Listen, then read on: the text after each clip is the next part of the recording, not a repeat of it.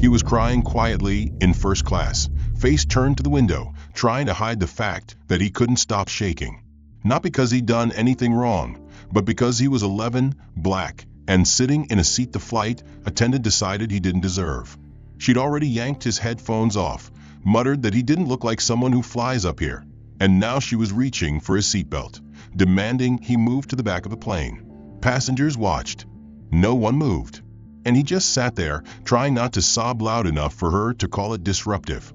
But what no one in that cabin knew, not her, not the passengers watching, not even the quiet kid clutching a stuffed dinosaur, was that his father was already on his way back. And she had just crossed a line she would regret for the rest of her life. This isn't about a seat. This is about race, power, and what happens when the wrong person decides they're above everyone else, until the truth shows up at 30,000 feet. If you've ever seen someone abused because of how they look and wish someone with real power would step in, this story is for you. Before we dive in, hit like, subscribe, and tell us in the comments, where are you watching from? And what would you have done if you saw this happening right in front of you? Let's rewind. Let's find out how one flight attendant tried to break a child and ended up destroying her own career instead. Stay close. This story takes off fast. The terminal buzzed around them, all glass and steel in motion, but Noah Rowe barely registered it. The lights were too bright, the announcements too sharp. Even with his noise-canceling headphones on, the world still felt like it was pressing in on him. He walked close to his father, Malik, who kept one hand lightly on his shoulder and the other on the boarding passes. They didn't talk much. They didn't need to. At 11 years old, Noah didn't like being touched by strangers, didn't like being watched, and definitely didn't like surprises. Planes were usually okay, though. They followed rules. They had structure. You sat in a seat. You waited. You took off. You landed.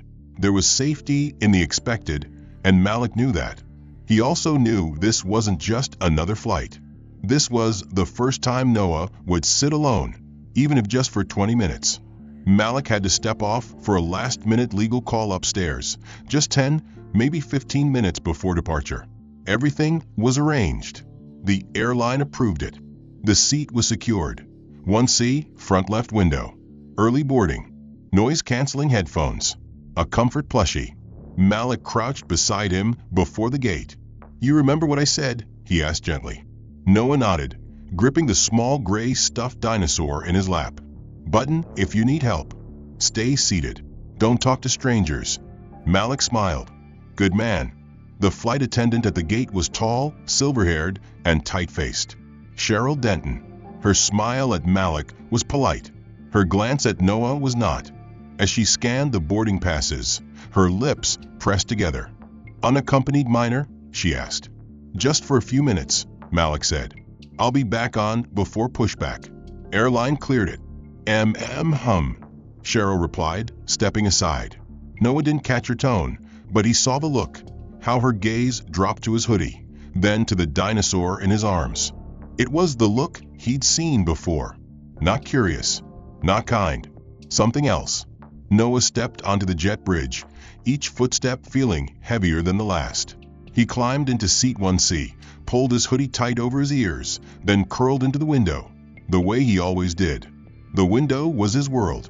Outside, ground crews moved with robotic rhythm, yellow vests flashing like fish underwater. That helped. Order helped. He tightened the strap on his headphones. He pulled the plush closer to his chest. But something didn't feel right. The air was too cold. The lights too white. The cabin was already filling with passengers. Most of them adults. All of them strangers. And Cheryl was watching him. He could feel it. Her eyes moved past everyone else, lingering just a little longer on him each time she passed. Noah flinched as a roller bag scraped by. Then again, when someone laughed too loudly 3 rows back. He reached for the seatbelt, missed it, tried again. His fingers trembled. The window wasn't enough to keep the noise out. The dinosaur wasn't enough to make it okay. And Cheryl hadn't said a word since he sat down, but she hadn't looked away either. He tried not to think about it. He tried to pretend this was just another flight. But his stomach wouldn't stop tightening. He turned slightly, watching the aisle. His dad would come back. He said he would. He said it'd be fast. 20 minutes, Malik had said. You got this, buddy. But 20 minutes felt longer in a place that didn't want you. Noah didn't know what prejudice was. He didn't have the words for it, but he knew how it felt. It felt like being watched for breathing too loud. Like being asked if you were sure you belonged. Like trying to stay invisible even when sitting in the brightest part of the plane. His fingers twitched on the dinosaur's paw. The plane wasn't moving yet. The engines were still off. But something about this flight had already started. Something he didn't understand. Something he couldn't name. He pressed his forehead to the cool plastic of the window. Just wait. Just wait. Just wait. He didn't notice that Cheryl had moved into the galley and was whispering to the junior attendant. He didn't hear the words, "They're letting just anyone up here now." But he felt the chill behind them. He didn't see the passenger 3 rows back frowning as he looked toward the front. He just kept staring out the window, breathing in slow, shaky patterns, his heart a loud thump behind the headphones. Noah barely moved from his spot by the window, his fingers still wrapped tight around the small gray dinosaur as his legs curled toward his chest. His head tilted just enough to watch the runway while pretending not to notice the people boarding, the shuffling bags, the announcements echoing through the speakers. He focused on the wing, on the rivets in the metal, on the predictable flashing of the signal light. Green, pause, green again. It gave him something to hold on to. But his skin still buzzed under his hoodie like it always did when something bad was close, and his body sensed it before his brain could name it. Then Cheryl was back. She didn't speak right away, just stood beside him with a hand on her hip, holding the in-flight tablet in the other, her fingers tapping the edge as if she was waiting for a glitch to appear.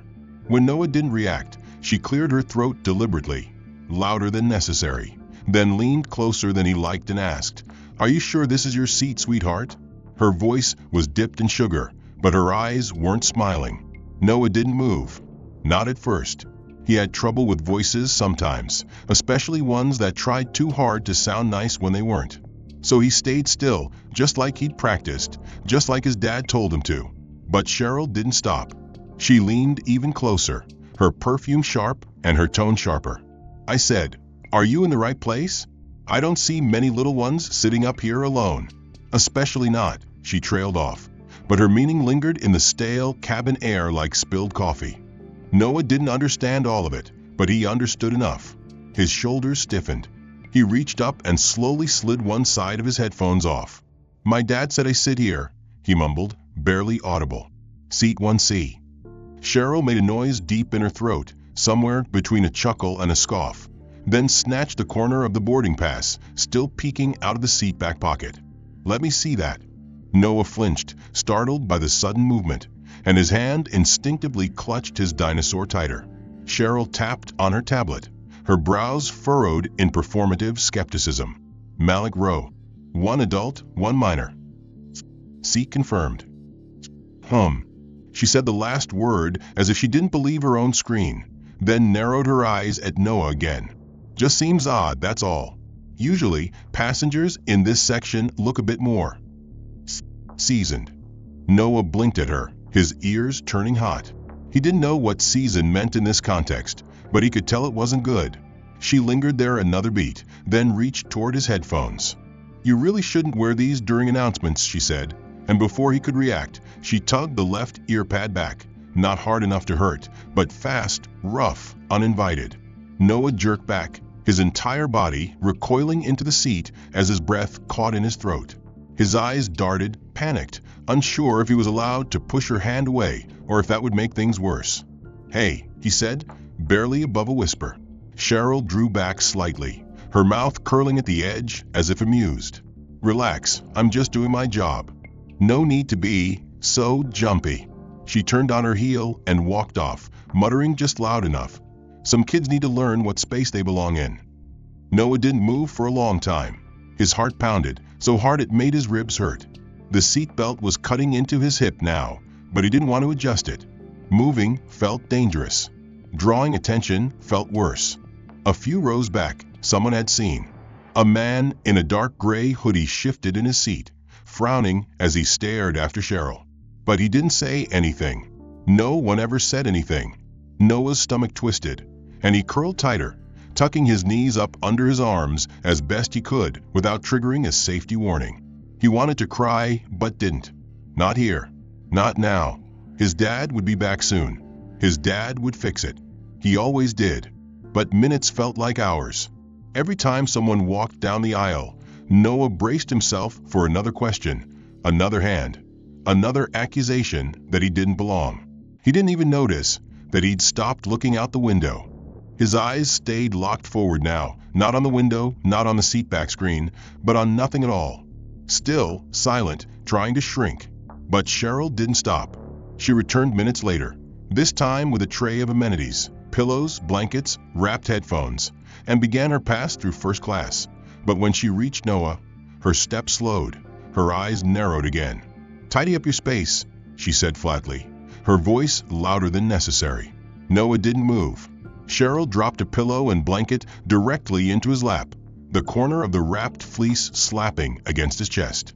"You'll need this," she added, as if offering kindness, though her tone was anything but. Noah reached for the blanket with unsteady fingers, unsure of what to do with it. He looked up, hesitant, searching her expression for guidance or warning. Cheryl rolled her eyes and leaned over him abruptly, flipping the tray table down without asking. The sudden movement jarring. The tray clattered loudly against its hinges, and Noah jumped, nearly dropping his dinosaur. "We don't leave things like that around here," she said, gesturing at his plush as if it were some forgotten trash. "This isn't a kindergarten lounge." Noah blinked, his lower lip trembling slightly. "It's my seat," he whispered, not sure why he said it, but needing to hear the words out loud. Cheryl straightened and snorted quietly, glancing at the man seated diagonally across the aisle. "Well, he certainly made himself at home," she said, her voice edged with sarcasm, loud enough for others to hear. The man gave an uncomfortable smile but looked away, pretending to adjust his air vent. Noah shrank further into the corner of his seat. His face burned, not from heat but from something deeper, a hollow kind of shame he didn't fully understand. All he knew was that the space around him, the small, organized square of safety by the window, no longer felt like it belonged to him. His tray was now open without his permission. His blanket and pillow had been dumped on him like luggage. His headphones sat awkwardly tilted after being yanked. And Cheryl was still nearby, fussing with other rows, but watching. Always watching. Then someone else moved. A woman across the aisle, mid-30s, brown hair in a loose braid, leaned forward slightly. Her voice was calm but firm. "Excuse me, is everything okay here?" Cheryl turned slowly, her smile returning like a mask sliding into place. "Of course," she said sweetly, but her eyes were sharp. "Just making sure our young guest understands that this cabin runs a bit differently than the playground." The woman frowned. "He's not disturbing anyone." Cheryl's lips curled tighter. "Would you like to switch seats with him then?" she asked, light but laced with venom. "He could use a seatmate that understands his needs." The sarcasm in needs landed heavy. The woman blinked, stunned. "I didn't say that." "No, of course not," Cheryl said with mock surprise. "It's just people often volunteer others to speak up, but not themselves." She gave a tight smile and moved on. The woman glanced toward Noah, who hadn't looked at her once. He stared at his lap, his small hands trying to smooth out the blanket she'd dropped, his lips pressed into a trembling line. She wanted to say something else, but the moment had passed. Noah could feel the attention, even when no one spoke. He could feel it in the glances he didn't meet, in the shifting legs across the aisle, in the averted gazes of the rows behind him. Every small motion around him now felt pointed, magnified. His body curled inward, his dinosaur pulled tightly to his chest like armor. His dad always said to breathe when things felt too loud, too bright. But even the breathing hurt now. It was hard to find air in a place that felt like it didn't want you. Cheryl came back a few minutes later to collect empty glasses and napkins. When she reached Noah's row, she paused. The tray was still empty, but she flicked her fingers at it anyway. "You're supposed to fold this up before takeoff," she said. "Didn't your dad teach you that?" Her voice was honey-coated again, but the sugar made it worse. Noah looked at the tray, unsure if touching it now would make her angrier or please her. Before he could decide, she huffed and slammed it back into its slaughter self, making him jump once more. See? Not so hard. She walked away. The plush dinosaur in his lap had taken on the role of lifeline, its soft gray fur damp now, where his fingers clutched too tightly. His palms were sweaty. His mouth was dry. He had said nothing for nearly 20 minutes, and no one had said anything kind to him since his father left. That silence was no longer safety. It was isolation, the kind that swallowed your voice before it could even rise. Cheryl had made her rounds once more, refilling drinks for rows 2 through 5, laughing politely at business travelers' small talk, handing out warm towels with practiced grace. But when she returned to the front, her tone shifted again. Her voice dropped low, but not too low, loud enough to carry, loud enough to sting. "April," she said to the junior attendant, nodding her head discreetly in Noah's direction. "Check with the gate about open seats in economy. Might need to correct a manifest error up here. We've got a guest who's clearly in the wrong cabin." She didn't point, but she didn't have to. Her voice cut through the low hum of cabin noise, slicing through the air like a scalpel. Noah's stomach turned, though he didn't entirely understand the words. He only knew they were about him. The weight of eyes returned, curious, subtle, some sympathetic, others confused, but none brave enough to intervene. The man across the aisle glanced over his newspaper. The woman who had spoken up before gave a sharp glance toward Cheryl, but quickly looked away again. No one said his name. No one said stop.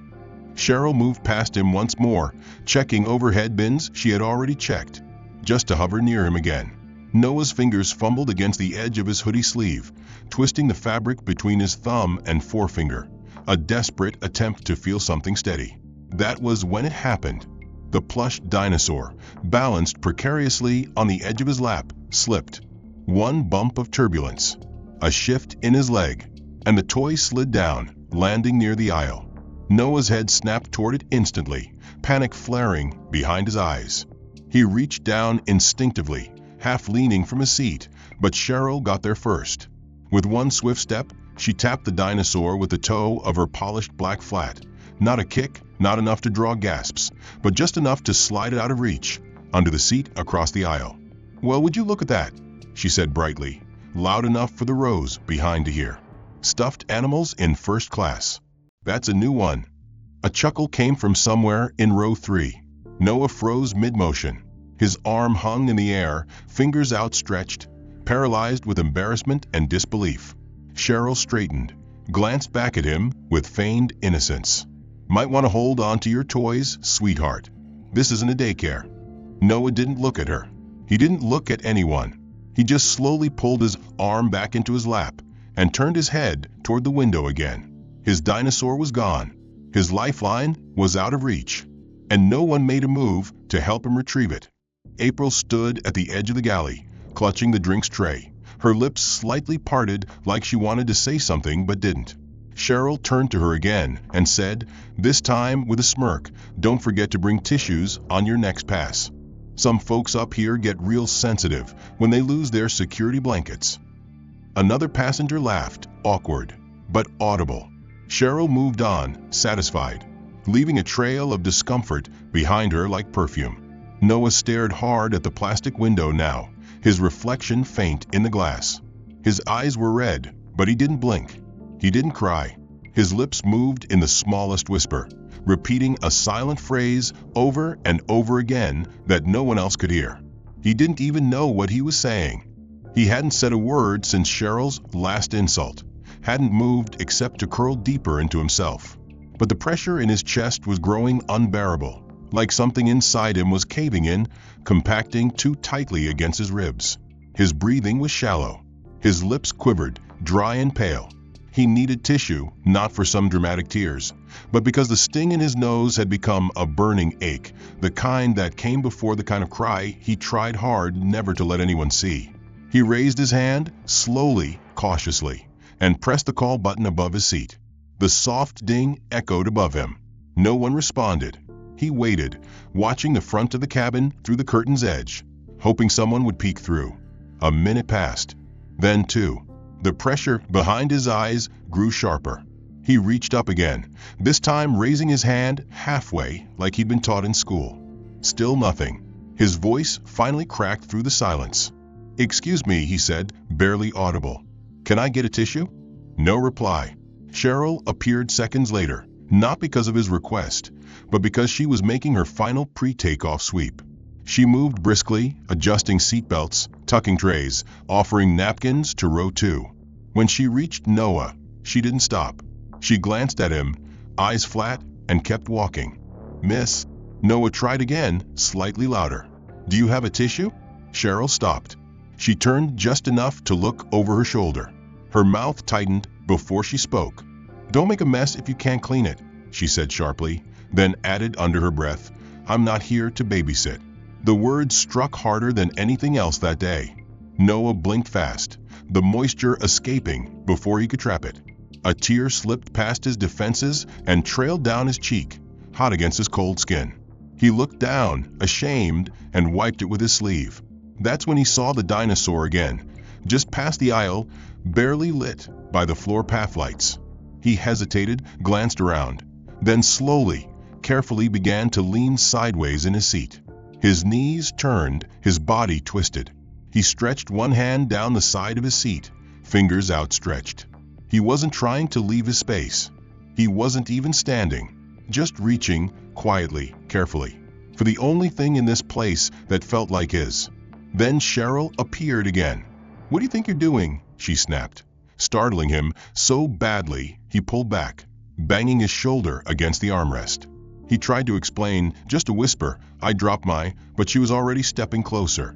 "You stay in your seat until told otherwise," she said coldly, then moved her foot toward his arm where it rested near the aisle. Not a kick, not a stomp, just enough of a push to nudge his hand away as if brushing off a bug. Her shoe grazed his knuckles. Noah gasped and recoiled, his hand pulling back like it had been burned. His elbow struck the metal edge of the armrest behind him with a dull thud. He didn't cry out. He just froze, arms locked, head bowed, breathing through his teeth to hold back the wave building in his throat. Cheryl's voice was flat as she muttered, "We're taking off. You can worry about your little toy later." Then she walked away. Again, Noah stared at the spot where she'd stood, his eyes wide and unblinking. He sat in silence not because he was calm, but because he was shutting down. His mind, flooded with noise, was retreating to the only place it knew to go, inward. His chest rose and fell in uneven intervals, barely enough to pull in air, and the dried tears on his cheeks marked where he had already given up trying to hide how much it hurt. Around him, the hum of the plane had dimmed into a muffled haze. Most passengers had settled into their seats, pretending not to notice. Others kept stealing glances. And one, a woman with shoulder-length curls in seat 2B, was no longer pretending at all. She had been watching since Cheryl's first verbal jab, and now her phone was angled just low enough to seem casual, just steady enough to catch everything. Cheryl noticed the movement almost immediately. She had just returned to the galley to retrieve something, perhaps another opportunity to reassert her sense of control, when her eyes flicked toward the passenger's glowing screen. Her posture changed instantly. No longer rehearsed and mechanical. She stiffened like someone caught mid-lie. She stepped forward, voice slicing through the low murmur of the cabin. "Ma'am," she snapped, her volume high and clear. "Filming flight staff without consent is a direct violation of airline policy. I'll have to ask you to delete that footage immediately, or you will be escorted off this plane." The woman didn't flinch. She locked eyes with Cheryl and said nothing, her thumb pausing just above the record button but not pressing it. Her silence was an act of defiance. Cheryl's jaw twitched. She turned sharply, redirecting her fury at a far easier target, Noah. He was still slouched in his seat, his gaze unfocused, arms tight around his chest. He hadn't spoken again, hadn't moved since she'd brushed his hand away. That stillness, to Cheryl, wasn't vulnerability, it was permission. She crossed the aisle and stopped beside him, planting her feet with calculated authority. "Get up," she said. Noah blinked slowly, unsure if he'd heard her right. "You've made enough of a mess up here," she continued. It's time to find you a more suitable seat in economy where you won't be a distraction." Her fingers reached for the seatbelt buckle at his waist. They never touched it, because the moment her hand hovered within inches of Noah's lap, a voice behind her cut through the air like a thunderclap. "I think you need to take your hand off my son." The cabin shifted. Conversations halted. A ripple of silence washed over the rows like wind through tall grass. Cheryl turned, startled by the interruption, and found herself staring into the eyes of a man who had returned to the aircraft like a silent storm. Malik Rowe stood tall in the aisle, shoulders squared, expression unreadable, but undeniably sharp. He wasn't raising his voice. He didn't need to. The ice in his tone did all the work. Cheryl hesitated, caught between explanation and defense. "Sir, this child is my son," Malik interrupted, his voice low and lethal. "And unless you'd like to explain to corporate legal why you've laid hands on a minor passenger with sensory trauma, I suggest you back away. Now." Cheryl's throat worked through a swallow. Her hand withdrew slowly, like someone realizing they'd reached into fire without knowing. Malik didn't look at her again. His eyes were locked on Noah, and what he saw made his entire face harden. "Noah," he said softly, stepping closer. The boy looked up, the flicker of life in his eyes faint but real. "Dad," he whispered, voice thin, cracking. Malik moved fast but calm, kneeling beside the seat, one hand on his son's shoulder, the other gently lifting the armrest to make room. "I'm here," he murmured. "I've got you." Noah pressed his face into his father's chest and shook, not sobbing, not even crying, just shaking from the effort of staying silent for so long. Malik's hand moved slowly along his back, grounding him. Then, only then, did Malik lift his head and speak again, this time louder, for the entire cabin to hear. "Is this how your airline handles children with disabilities?" His voice didn't waver. "Because I can assure you, you've made a mistake. A very public one." Cheryl took a step back. The woman in 2B was still recording. A man in 3C pulled out his phone, too. Across the plane, passengers who had once stayed silent now turned their attention fully forward. And just like that, the power shifted. He wasn't tall in a threatening way, but the weight behind his presence shifted the air, like something invisible but heavy had entered the cabin. She tried to hold her ground, straightening her posture, tilting her chin up as if to reassert control, but her voice faltered slightly. "Sir," she began, her words more measured now, but still laced with condescension. "If you'd like to lodge a complaint, we have official channels for that. What I don't appreciate is being spoken to like I'm some, you laid hands on my son," Malik cut in, voice level but absolute. "There is no channel for that." Cheryl flushed. Her fingers tightened against the edge of the nearest seat. "I was maintaining order in the cabin," she insisted, louder now, as if raising her volume would regain dominance. The boy was disruptive, unresponsive, and frankly, occupying a space meant for premium customers. I had every right to reposition him for the sake of the other passengers. She turned slightly, gesturing toward the aisle as if expecting support, but the silence was immediate, deafening. Eyes looked away. Phone stopped scrolling. Someone coughed awkwardly. No one backed her. Malik's gaze remained locked on her, unwavering. "Did you ask yourself," he said slowly, "why a child might go quiet in a hostile space?" Cheryl scoffed. "I don't make assumptions, sir. I follow procedure." Malik tilted his head just slightly. "Procedure," he repeated, his voice like silk over steel, "isn't a shield for cruelty." Cheryl's jaw twitched. "Look," she snapped, her tone sharpening again, "I've worked in this industry longer than you've probably flown, coach. I know when someone doesn't belong up here." That was the moment the room shifted. Not dramatically, not with gasps, but with quiet inhales, with widened eyes, with glances traded across the cabin. Malik's expression didn't change, but his voice lowered. "You're absolutely right," he said. "You do know exactly who you think belongs here. That's the problem." Cheryl opened her mouth, searching for a retort, but he stepped closer, not looming, but unafraid. "Let me make something clear," he said, still calm, still deliberate. "You don't know who I am. You didn't know who my son was. And you made decisions, cruel ones, based on nothing but your own bias. Now you're standing here trying to rationalize humiliation as policy." Cheryl's voice came out brittle. "I was doing my job." Malik shook his head, just once. "No. You were playing judge and executioner in a uniform. But here's what you didn't consider." He pulled a small black phone from his blazer pocket and turned the screen toward her. The homepage showed a single logo, Skyjet Global.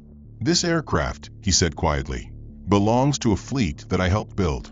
From the design of this seat to the fabric on these headrests, I know this plane better than you ever will. Because I don't just fly it." He paused. "I help fund it." Cheryl stared, the words not registering. "What?" Malik tapped once on the screen. "Malik Rowe, controlling shareholder, regional operations executive, 3-time investor of the year." He held her gaze as her expression faltered, as realization began to crack through her smug composure. "So yes," he continued, his voice colder now, "when I hear you talk about who belongs in first class, I take it personally. Because this seat, this flight, this experience, it was built for people like my son. And it damn sure wasn't built to be policed by someone who thinks respect is optional." The woman in 2B gasped softly. A man in row 4 whispered, "Oh my God." Cheryl's face went pale. Her lips parted, then closed, then opened again, but no sound came out. Malik stepped back beside Noah, who was now watching his father with wide, damp eyes. "Everything's okay," Malik said gently, resting a hand on his son's shoulder. Then he looked back at Cheryl one last time. "You've said a lot in this cabin. Now I'd like to see how quiet you become when it's your turn to be evaluated." Cheryl blinked rapidly, retreating one step, then two. April stood by the galley, frozen, her eyes shimmering with tears she'd been holding back for too long. Malik sat beside Noah, wrapping an arm around the boy's small frame. "We'll land soon." Cheryl remained frozen as Malik returned to his seat beside Noah, but the gears in her mind were turning fast, trying to backtrack through every word, every action, searching for an escape route that no longer existed. Her tongue pressed against her molars in panic, but she didn't speak. She knew better now. Malik, however, wasn't finished. He moved with calm precision, reaching into the inside pocket of his suit and retrieving a second phone, sleek, corporate, matte black, the kind that didn't have social apps, but direct lines to legal, logistics, and board members. With practiced ease, he dialed and waited. The cabin was dead silent. "It's Malik," he said when the call connected. "Flight 327, en route to D.C. I want legal monitoring initiated now. Full incident documentation. Passenger safety protocol potentially breached." He paused, glancing once at Cheryl, who was now visibly sweating. "Yes. Video evidence confirmed. Witnesses on board. I'll need cabin audio and CCTV preserved from boarding through present. Flag Cheryl Denton's personnel file. Cross-reference prior complaints. Prioritize this above board level." Cheryl blinked rapidly. She tried to form words, but none came. Malik didn't look at her again. "Also," he added calmly, "make sure the internal PR team sees the video that's circulating. You'll find it trending within the hour." With that, he ended the call, slid the phone back into his jacket, and adjusted the sleeve of his watch like he had just scheduled a coffee meeting. Cheryl took a step back. Her face had lost all color. Her fingers clutched the cabin divider like it might keep her from falling. April stood across from her, silent, still holding a drinks tray she no longer remembered picking up. Her eyes locked on Malik with a mixture of fear, awe, and something that looked dangerously close to respect. Cheryl turned toward her. "Do something," she hissed, voice cracking. "Say something." But April didn't move. She looked down at her shoes. A ding sounded above as the seatbelt sign flickered. Passengers whispered now, without hesitation. No one was pretending anymore. One woman pulled out her phone and openly scrolled through a video already posted. A man leaned toward his wife and muttered, "That's him. The guy who owns part of the airline." Malik leaned back, one arm protectively around Noah, who had gone quiet again, but whose eyes never left his father's face. The boy's expression had changed, not fully calm, not safe yet, but steadier, more anchored. Cheryl straightened suddenly, as if forcing herself back into character. This is a misunderstanding, she stammered, trying to steady her voice. I didn't know who you were. I didn't mean, exactly, Malik said, voice flat. You didn't know. You assumed. You judged. You acted with full confidence that there would be no consequence. But now that there is, you want understanding. Cheryl flushed. Her mouth opened, then closed. I've worked here for 15 years, she said, as if that would matter. Malik raised an eyebrow. And, in that time, how many children like Noah did you push to the back of the plane because they didn't look right to you? Cheryl swallowed hard. That's not fair, is it not? Malik stood again, not looming, not threatening, but commanding. Let me help you understand what fairness is, he said, turning toward the first-class cabin like he was addressing a boardroom. Fairness is when a child who's already fighting a battle inside his own body doesn't have to fight someone else's ignorance on top of it. Fairness is when the person in uniform protects the vulnerable, not humiliates them. Fairness is not earned by seniority. It's earned by integrity. Cheryl's mouth was trembling now. April finally spoke, voice low but clear. I recorded audio, she said. Cheryl snapped her head around. What? You said things, April continued, eyes not leaving Malik's. Earlier. About Noah. About people like him. I didn't feel right, so I saved it. Malik nodded once, as if confirming something he already suspected. Cheryl's knees buckled slightly. Then, before anyone else could speak, the intercom clicked on. Ladies and gentlemen, this is your captain speaking. We'd like to inform you that Mr. Malik Rowe, Executive Oversight Board Member and Operations Partner of Skyjet Global, is currently on board. We thank you for your continued cooperation. Malik had returned to his seat like a king reclaiming his throne, calm and certain, while Cheryl remained rooted like a ghost, present but no longer welcome. She tried again to speak, her voice thin and tight. This is all a misunderstanding, she said to no one in particular, then to everyone. You're taking this out of context. I didn't know. Malik didn't even look up. A passenger 2 rows back scoffed under his breath. April, still standing by the galley, looked like she wanted to shrink through the floor. Then she reached into her apron pocket and pulled out her employee tablet. She tapped something quickly, then looked to Malik. I submitted the audio, she said quietly. To HR. It's time. Cheryl's eyes widened. What audio? April met her gaze for the first time all flight. You know which one. Cheryl's mouth opened, closed, then turned toward the passengers. You all think you understand this, but you don't. You think he's some hero, but you didn't see what I've dealt with on other flights. People taking advantage, bending rules. I was doing my job. A woman in 2B spoke up. No, you are abusing your position. Her voice was firm, cold. And you're not the victim here. Cheryl turned, desperation flashing across her face. You don't know how hard it is. 15 years I've worked this job, always told to enforce standards, to keep order, to decide who belongs. Malik's voice cut through her sentence like a scalpel. That was never your job. You just made it your right. The captain's voice returned over the speaker. Cabin crew, prepare for landing. Mr. Rowe, your request has been acknowledged by the control team.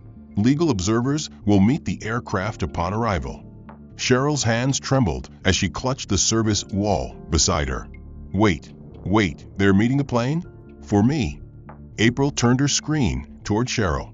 A red alert pulsed across the screen. Access revoked. Employee 11063 Cheryl Denton. They've already deactivated your login, April said. They knew this was coming. Cheryl stumbled back a step as the finality hit her. Someone at the back snapped another photo. She turned toward them, hand raised weakly, but the camera had already clicked. The image was out. It was already everywhere. Malik reached into his pocket and opened his own tablet, sending 2 messages with swift precision. The first, initiate independent review, crew history, passenger complaints, HR audit. Immediate. The second, media hold lifted. Full statement approved. Let the truth go public. Within seconds, passengers' phones lit up with notifications. A news alert flashed. Executive exposes flight attendants abuse mid-flight, leaked video sparks industry-wide outrage. Cheryl saw it appear on April's lock screen. No, this can't, she whispered. Malik finally turned toward her. This isn't the end, he said. This is the beginning of accountability. Another voice chimed in, an older male flight attendant who had stayed silent till now. She's done this before, he said grimly. Last December, a teenager in a wheelchair. She made him wait until all other passengers deboard because, and I quote, he slows things down. A man across the aisle nodded. She told me my autistic nephew needed to be medicated before flying. That was 2 months ago. Malik glanced around the cabin. Anyone else? Hands slowly began to rise.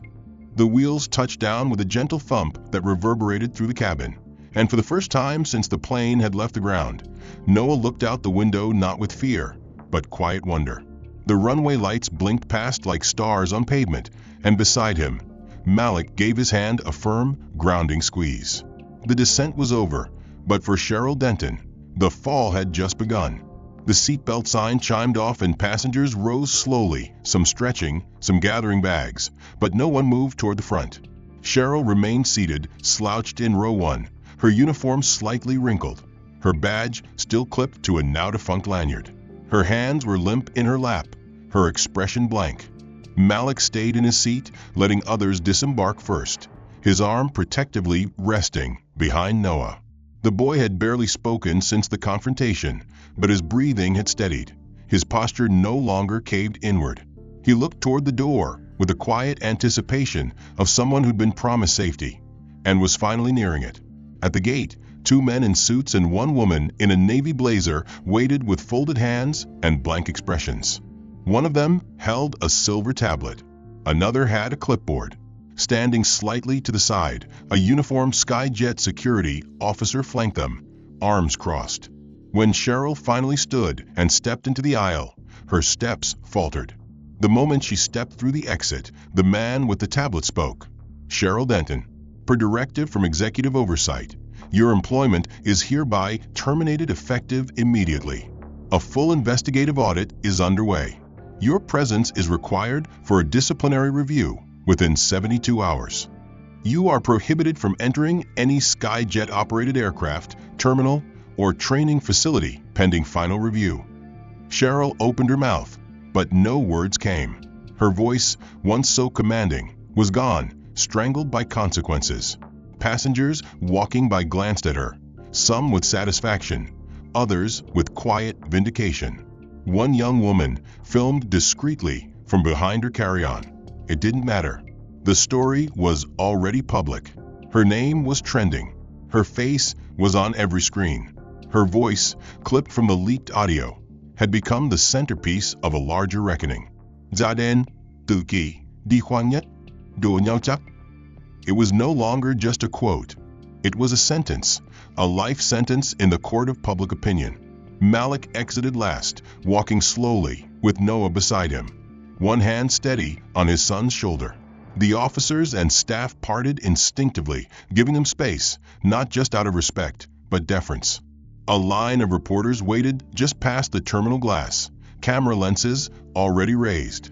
Flashbulbs popped once Malik and Noah stepped into view. A microphone caught a question. Mr. Rowe, do you have a statement? Malik didn't break stride, but he paused just long enough to turn to the nearest camera. This isn't about my son, he said, his voice calm, resonant, clear. It's about all the kids who were told they didn't belong before someone powerful enough to protect them showed up. Let this flight be the last time that happens. He kept walking. Behind him, Cheryl was escorted toward a private door, not arrested, not dragged, but removed. Quietly. Finally. The following 48 hours swept through the industry like wildfire. Skyjet Global issued a formal apology across all channels, their CEO appearing live to confirm Cheryl's permanent termination and the immediate suspension of 4 supervisory staff who had buried similar complaints in the past. 7 formal investigations were reopened. 3 families from previous incidents came forward publicly, supported by attorneys and advocates. Internal memos leaked. Training manuals were rewritten. But Malik didn't stop at justice. He pivoted toward legacy. 1 week later, standing on a stage beneath a banner that read the Rowe Standard, Malik Rowe unveiled a nationwide initiative, a full-scale training, certification, and scholarship program designed to elevate and employ individuals with disabilities in aviation, from technical support to service positions, flight academy grants to design internships. "My son is not broken," Malik told the crowd. "The system is. And now we fix it."